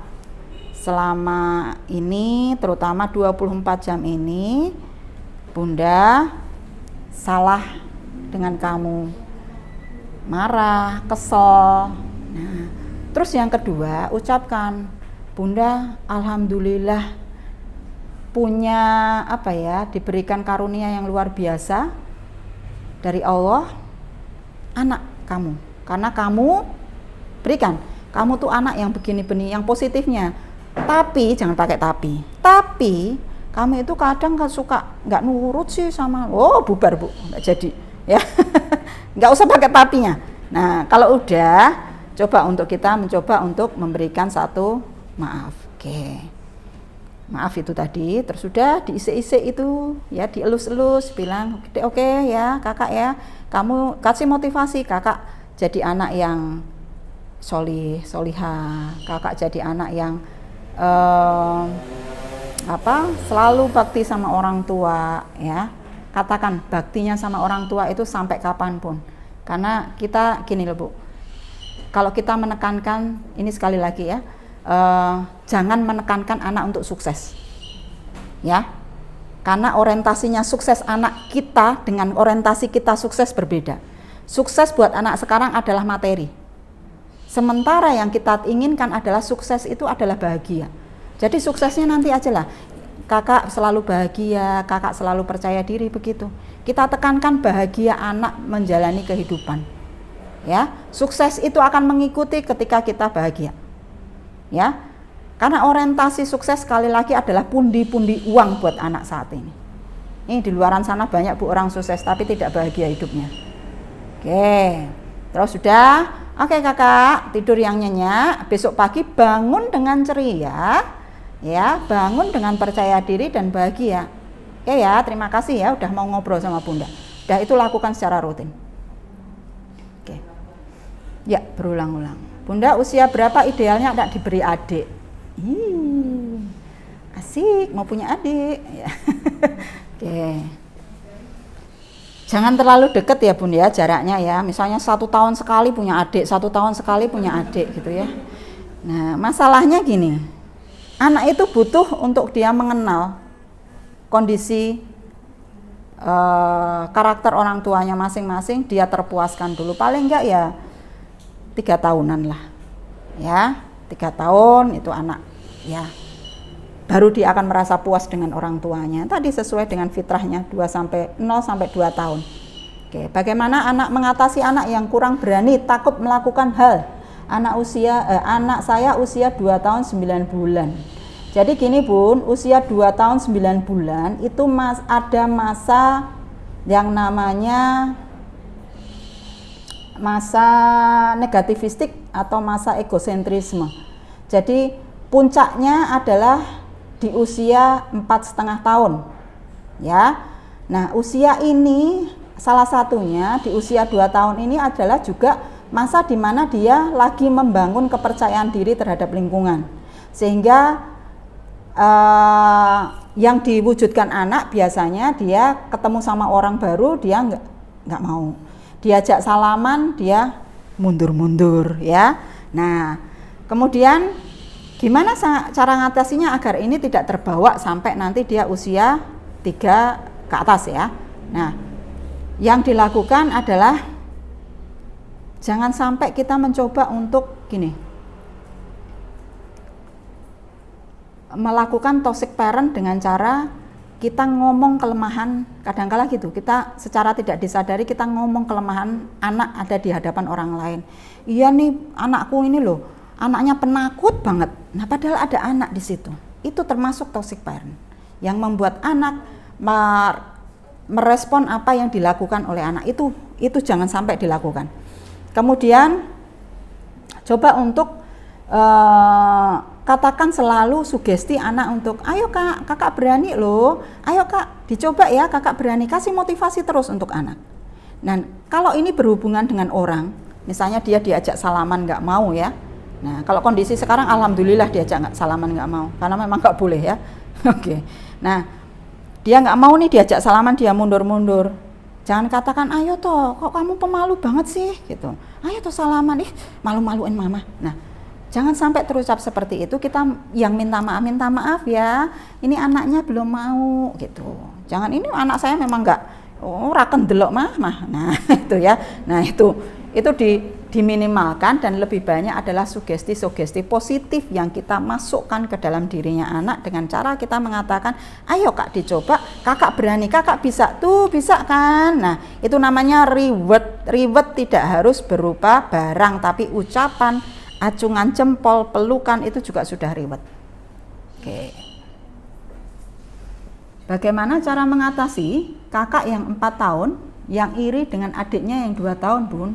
Akhir-akhir ini suka sekali adik kakak bilang, Umi nggak sayang aku, sayangnya adik tok. Nah, coba ya kita flashback.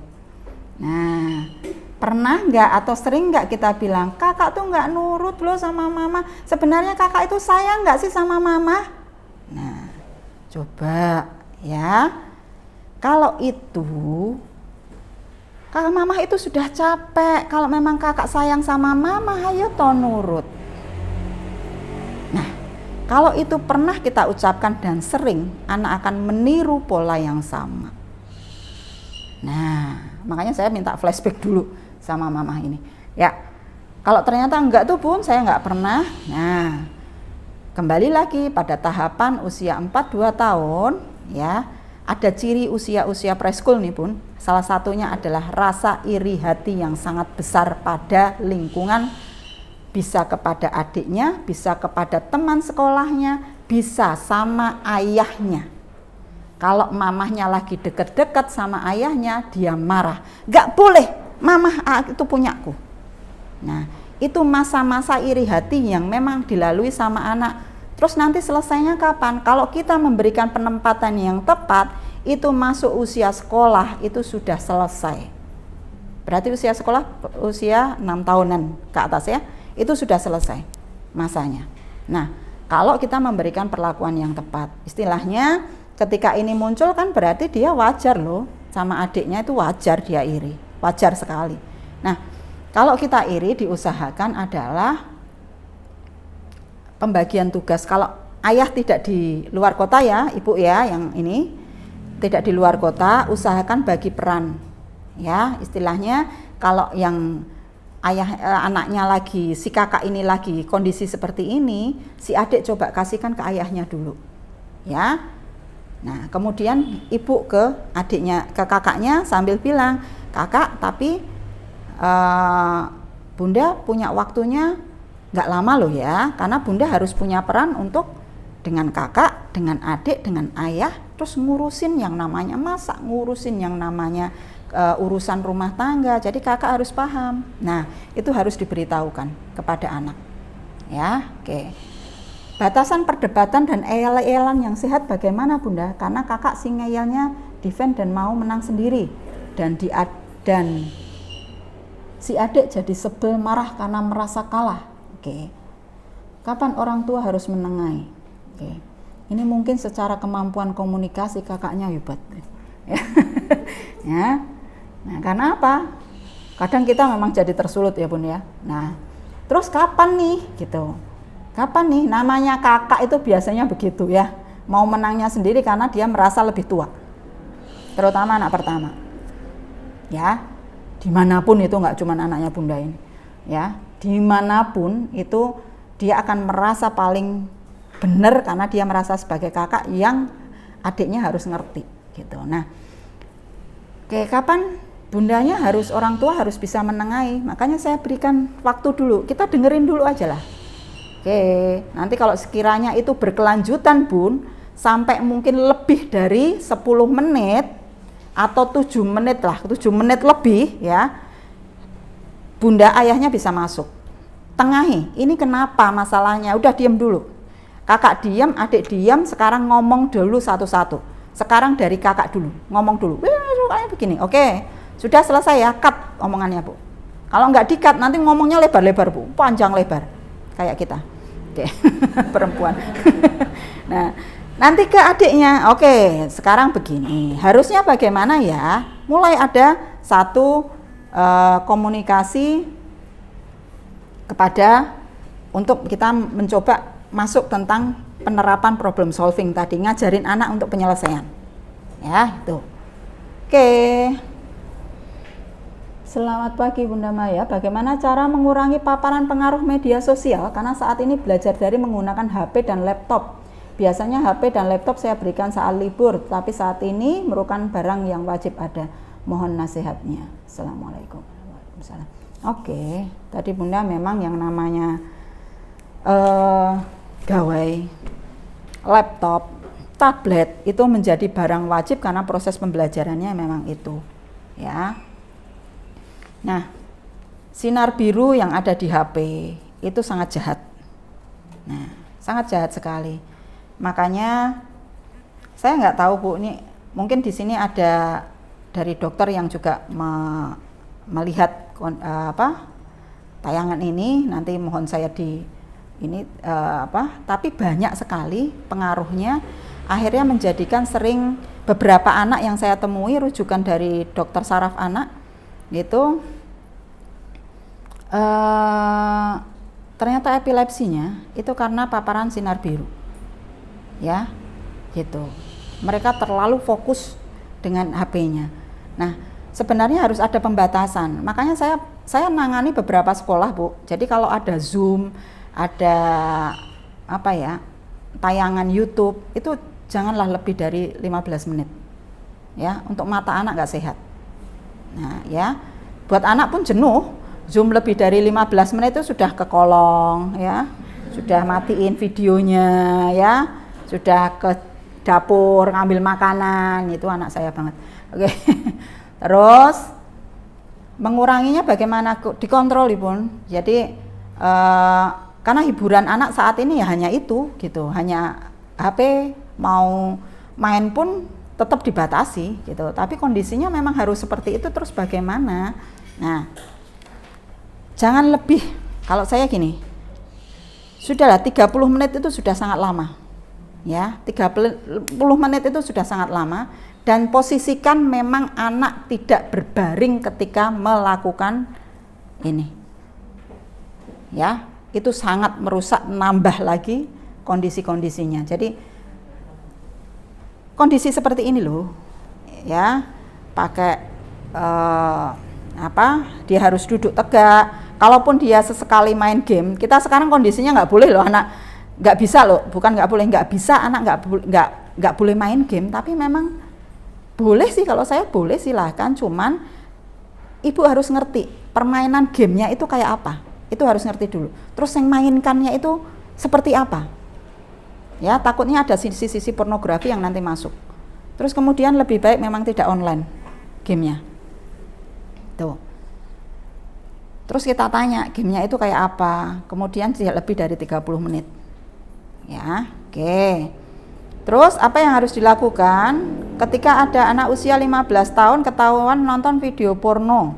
Dia mengaku bahwa dia mau nonton sejak pandemi karena bosan, dan dia berjanji tidak akan mengulanginya lagi. Apakah harus menyita gadgetnya atau cukup dibatasi? Sementara ini sita dulu. Kalau saya dengan pornografi tidak main-main, ya. Nah, pornografi itu sangat jahat, Bu, sangat jahat sekali. Bahkan kemarin saya nangani anak itu sudah kayak sakau.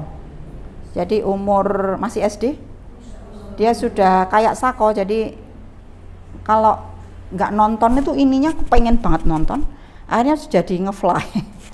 Nah itu, ya. Jadi kalau sudah ketahuan begini, Bu, sita saja, Ibu memberikan pada saat proses pembelajaran daring, dan harus ditemani, ya, harus ditemani. Nah, itu sudah luar biasa jahatnya, Bu, pornografi itu. Karena kalau sudah ngelihat, Bu, ini nggak bisa hilang loh. Ini tuh pasti nempel di sini. Nanti kalau yang saya temui, kalau nanti kemarin sebelum pandemi itu ketika dia sudah nonton gitu di kelas itu kadang dia ngeblank sendiri atau senyum sendiri. Ternyata ketika saya tanya apa, kebayang lagi yang saya tonton. Nah, saking merusaknya kondisi anak. Ya, sarafnya sudah, otaknya sudah sangat dirusak. Jadi ibu harus tegas, benar-benar cuman ketika ibu menyita, sampaikan, ya, ini proses pembelajaran kakak, bahwa semuanya itu ngerasa bosan kondisi seperti ini. Akhirnya mama harus menyita, papa harus menyita, kenapa? Dan itu jangan hanya ibu yang berbicara, di situ ada ayahnya, ada anak, ada ibu.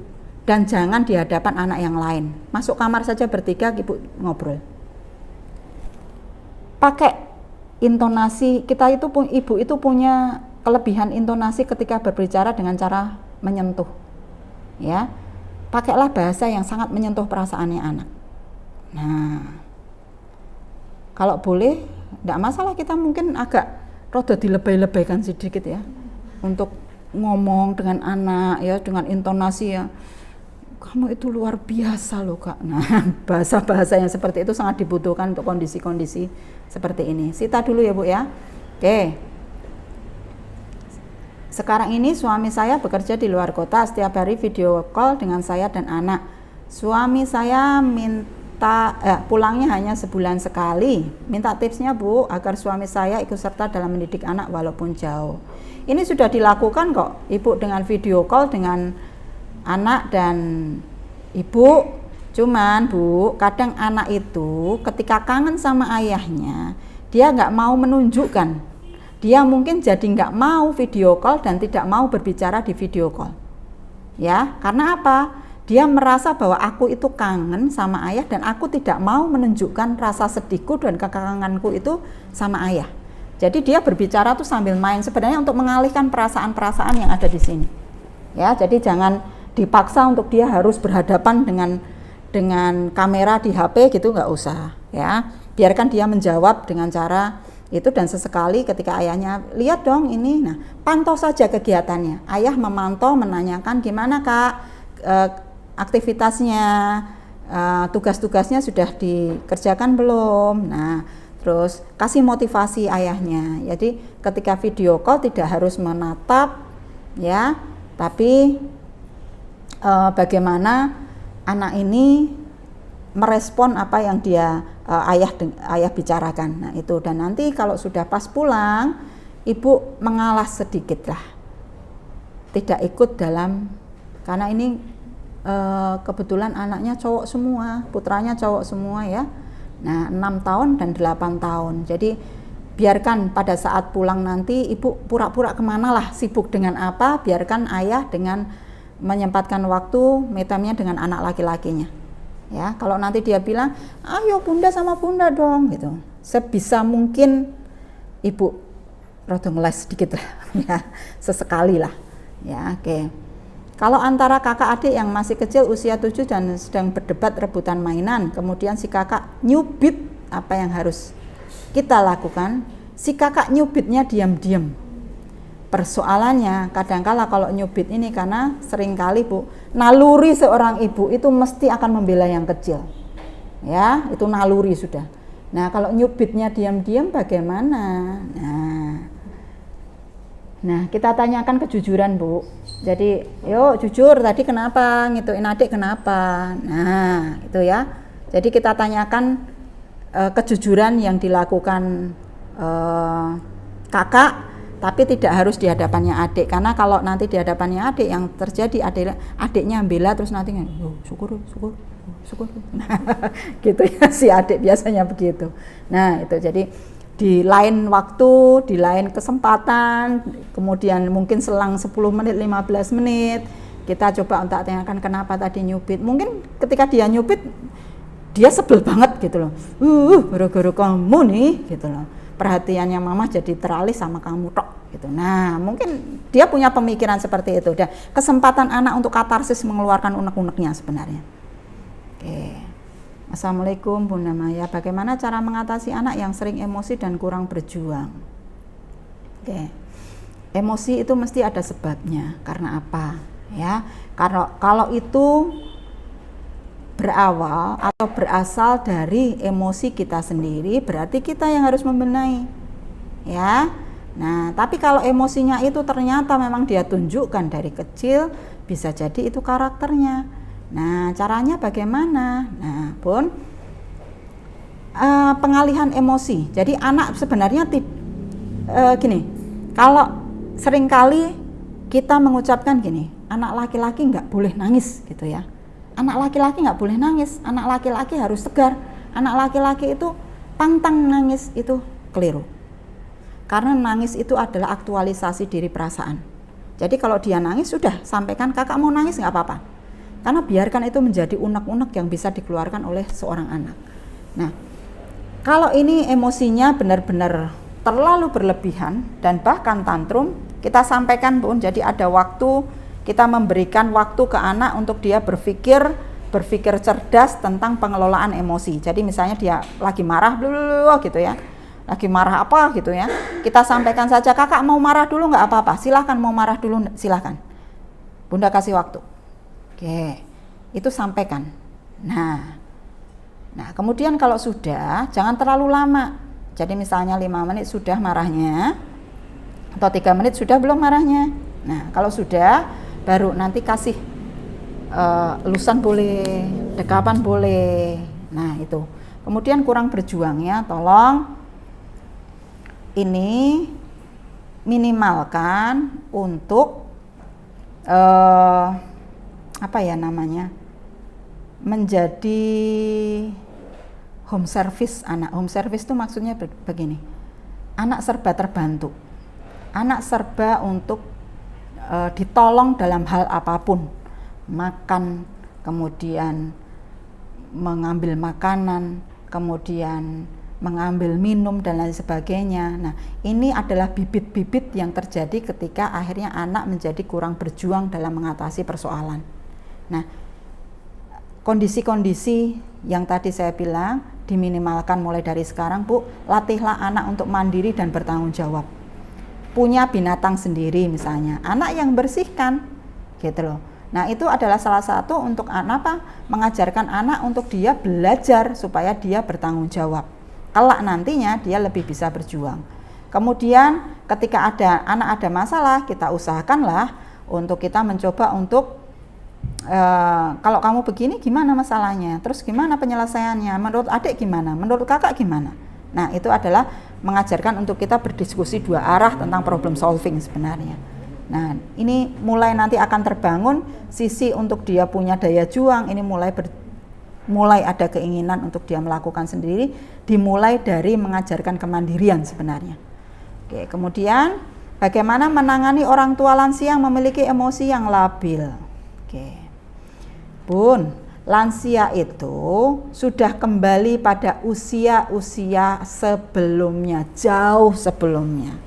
Ya, yang harus bisa mengatasi, menata emosi kita siapa? Kita, pendamping yang ada di luar dari lansia itu.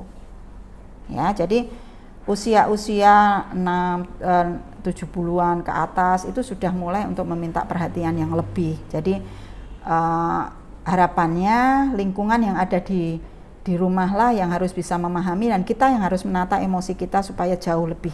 Nah, itu. Terus kemudian bisa kok sesekali nanti kalau sudah selesai pandemi nih, ya, selesai pandemi, saat ini tidak hanya anak-anak yang bosen. Eyang-eyang itu sudah dalam puncaknya, sudah bosen dan boring karena apa? Tidak bisa ketemu dengan teman-temannya kajian. Ya. Nah, karena apa? Ketika mau keluar dilarang, ketika mau sini harus ada aturan-aturan yang ketat.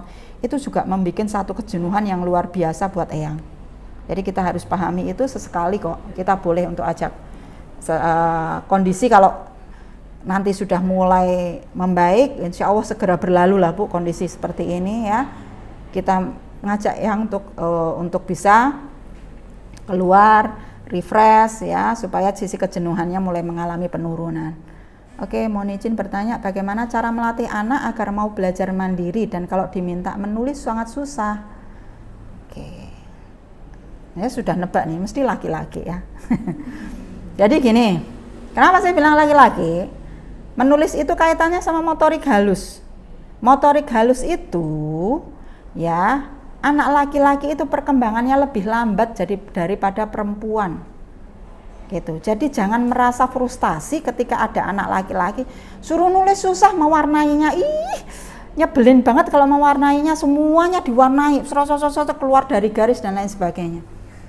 Bun, anak laki-laki itu yang lebih berkembang adalah motorik kasarnya loh, bukan motorik halus loh. Motorik kasar itu apa? Berlari, menendang, manjat, ya, tendang-tendangan, ya. Itu motorik kasar, ya, lebih kepada fisiknya, ya, kaki terutama. Tapi untuk yang jari jemari ini, makanya jangan pernah menyamakan anak laki-laki pada anak perempuan. Dan kita jangan pernah membuat ekspektasi yang lebih kepada anak laki-laki disuruh untuk menulis rapih dan cepat. Nah, mau nulis tuh alhamdulillah loh, ya. Apalagi kalau sekolahnya nulisnya suruh nulis halus, waduh, itu sudah luar biasa untuk anak laki-laki. Nah, itu. Walaupun tidak semua anak laki-laki, ada yang tekun gitu ada, tapi itu mungkin di antara berapa orang anak dan itu hanya satu, ya. Nah, Melatih anak untuk mandiri dari yang sepele aja Bu. Sekarang kesukaannya apa? Misalnya gitu. Dia lagi suka nih dengan kucing gitu ya. Udahlah, berikan kucing untuk dia pelihara, cuman dengan catatan yang membersihkan, kemudian yang memberi makan misalnya gitu ya anaknya, supaya dia belajar untuk tanggung jawab. Nah, dari hal-hal yang kecil lah. Kemudian mandiri ya dari orang tuanya. Kunci dari anak melatih kemandirian adalah kuncinya ada di orang tua. Tega atau enggak nih orang tua ngajarin mandiri untuk anaknya. Kadang kita enggak tega. Aduh nanti enggak begini ya. Nanti berantakan. Banyak ahnya. Sehingga akhirnya kemandirian jadi tidak terbentuk. Kuncinya ada di orang tua. Tega atau tidak itu aja. Ya. Oke. Apakah proses memperbaiki pola asuh dan minta maaf pada anak hanya bisa dilakukan sebelum tidur? Karena saya seorang ibu yang bekerja 3 shift. Terima kasih. Oke. Sebenarnya bukan hanya dilakukan sebelum tidur malam, Bun. Ini kenapa? Karena di tidur malam ini anak sudah melepaskan fungsi ke aktivitas fisiknya selama 1 hari full. Dia sudah mulai melepaskan rasa lelahnya di saat sudah mau tidur malam sebenarnya. Terus kalau kondisinya ternyata mamahnya nanti shift malam loh, nggak apa-apa Bun. Jadi lakukan pada saat mungkin aktivitas sehari-hari sambil main gitu ya. Terus kemudian boleh kok ketika anak lagi nonton TV, ibu duduk di belakangnya anak nih, ya, duduk di belakangnya anak, diusap punggungnya. Sambil kita ngomong, kalau enggak dekat dari belakang, elus-elus tangannya dari pelukan dari belakang kita ngomong, itu enggak apa-apa. Jadi tidak perlu, memang lebih baik pada saat lebih efektif. Cuman untuk hal-hal yang seperti dengan kondisi seperti ini, kita bisa lakukan di saat anak beraktivitas pun tidak masalah. Gitu. Yang penting sebelum kita mencoba untuk memperbaiki pola asuh dan memohon untuk meminta maaf pada anak-anak, di dalam hati jangan bilang gini dulu, alah apa bisa anakku itu, wong anaknya susah banget toh. Itu sudah batin dulu, anakku tuh susah banget, aturannya susah, wis persis turunan bapak ya memang. Nah sudah begitu dulu, sudah jangan diteruskan, karena itu nggak efektif. Ibu sudah membangun blok dulu kepada anak, akhirnya tidak percaya dulu. Sudah jangan dilakukan, mendingan nggak usah pending dulu. Tapi kalau kita lakukan bismillah, dengan izinmu ya Allah saya akan melakukan ini, dan mudah-mudahan perasaan saya ini akan memberikan transfer positif ke anak saya. Sudah, sebelum masuk katakan itu dulu ya, sebelum kita melakukan itu, karena apa yang kita rasakan itu lebih cepat diterima oleh anak-anak kita ya. Tuh, oke, masih ada waktu Bun? Oke, Bunda, terima kasih atas waktunya. Sekali lagi saya sampaikan sebelum saya tutup, anak-anak kita menjadi tanggung jawab kita sebagai orang tua, dan tidak hanya satu pihak, ayah atau bunda saja, tapi kedua-duanya ayah dan bunda, karena kita sudah dikasih kepercayaan sama Allah untuk mengasuh, diberikan tanggung jawab mengasuh putra-putri kita. Mari bersinergi bersama dengan suami, bersinergi bersama dengan istri ya, karena itu sangat penting. Dan ketika bunda dan ayah memang dalam posisi dalam punya masalah, lagi emosinya tidak stabil, jangan dekati anak dulu ya. Mending menata perasaannya kita dulu untuk lebih tenang, baru kita dekati anak, karena kondisinya nanti akan menjadi satu transfer perasaan yang negatif, antara emosi kita yang negatif ke anak-anak. Terima kasih Mama, Bunda atas waktunya. Tetap semangat dan tetap berpikir positif, sebarkan aura kebahagiaan, terutama adalah untuk anak-anak dan suami kita dan orang-orang yang di sekeliling kita. Terima kasih dan mohon maaf kalau ada kata-kata yang salah. Assalamualaikum warahmatullahi wabarakatuh.